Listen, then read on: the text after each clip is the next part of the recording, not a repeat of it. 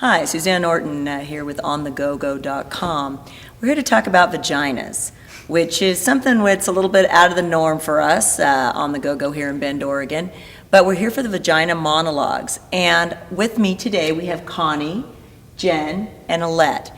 And they're going to be doing the performance and talking about what's happening with the Vagina Monologues here.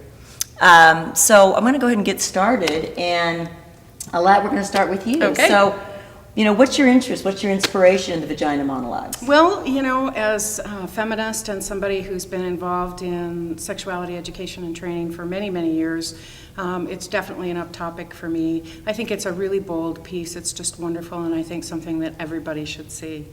And one of the things I like to say is I grew up in a household where the word sex was never mentioned and body parts were never named. And so I do this partly for my mother. Who never felt comfortable enough to mention the word vagina to me and possibly not to anybody. She grew up in a different time, so. See, that's an interesting thing because I think the Vagina Monologues resonate with everyone. I agree. And it's fascinating. Connie, what about you? What brought you into this? What inspires you? I'm going to just say ignorance, because I had no idea what I was getting into. Really? Which is perfect. Because like Alette, I was raised in a very, very conservative family, but yet in my own personal growth, and I would say that every time I do this, I'm always impacted by one little feature in each monologue. I mean, even though I've read it over and over, there's just, it might be one line, it might be a mood, it might be something. So it's helped me in my own, sexuality, personal growth, communication. And I like to perform. And you love to perform. But I mostly perform in the kitchen while I'm cooking dinner just by myself. So it's kitchen with the balsamic vinegar. Yeah, So that'll come up later. No, we'll move on to the cooking thing in a little bit later. Yeah. So one of the things that I was watching Eve Ensler on TED, and she talked about fear of the word vagina. And it's interesting because as Jennifer's wearing this, or Jenny's wearing this, the Got Vagina shirt, we were kind of laughing and talking about the impact that would have walking around downtown Bend, Oregon.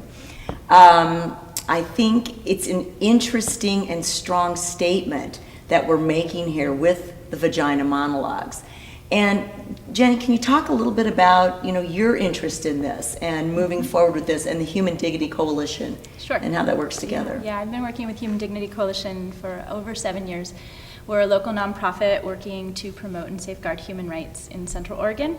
Our main issue is working to promote equality for gay, lesbian, bisexual, and transgender people in our area and statewide and nationally. Great. So the Vagina Monologues is a play that gives voice to many diverse women of different backgrounds, different ethnic backgrounds, different socioeconomic backgrounds, different sexual orientation. So it really runs the gamut of diversity. So that's one reason. Also, just in promoting human rights, Eve Ensler's mission in this project has always been, and since 1996 that she's been doing this, to end violence against women and girls. And so just as a human rights issue, which Human Dignity Coalition, while we have one pretty important issue that we take on, we are a multi-issue group, and just in that we try to affect social change across issues, and so it's in alignment with our mission.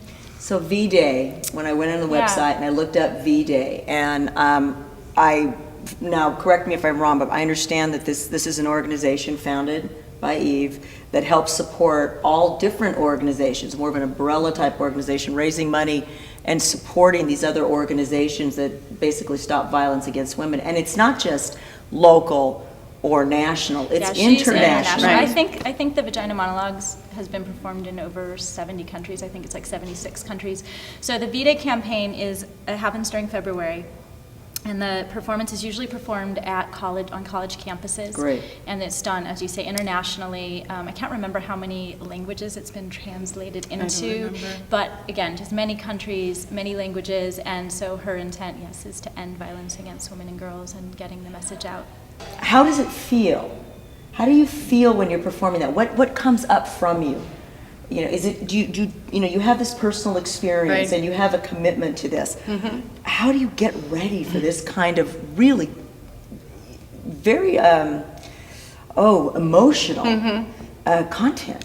And some of it is very emotional, and some of it is really funny, and some of it is just plain fun. And I think the cast, the way that we work together, the way that we feel about each other, and the way that we feel about the piece, I just kind of go up there and get there, and we just sort of get there together. I'm not sure Yeah. exactly what the dynamic is, but we make it happen. Yeah, and I think that because we really do care, that's a way that we can support this mission, but yet I feel like when I'm up there, it's my job to communicate, but to really, really do my best to make that audience feel what I'm reading. And it's so much, we're so excited to actually have an audience now. It'll be fun. And I've been the sole Jenny audience has for been but the energy will be there, and the communication, and you feel the energy and the relationships right there with the audience, that you're communicating, and that this is a monologue written from a true story. Right. These are all true, they're all from interviews, which to me, that part's amazing, is that these came from real lives, and that's, I think, gives you the energy to share somebody's story. So, and it is based on storytelling. The beginning, when Eve Ensler began her kind of exploration into the vagina, it was about stories. It was about women's stories in relationship with their vagina.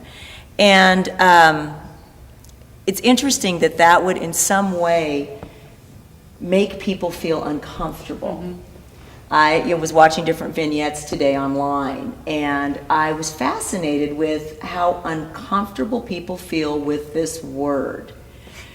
In Bend, Oregon, is there something different that you're going to do this time? This performance is done as a dramatic reading as opposed to a memorized theatrical interesting. piece.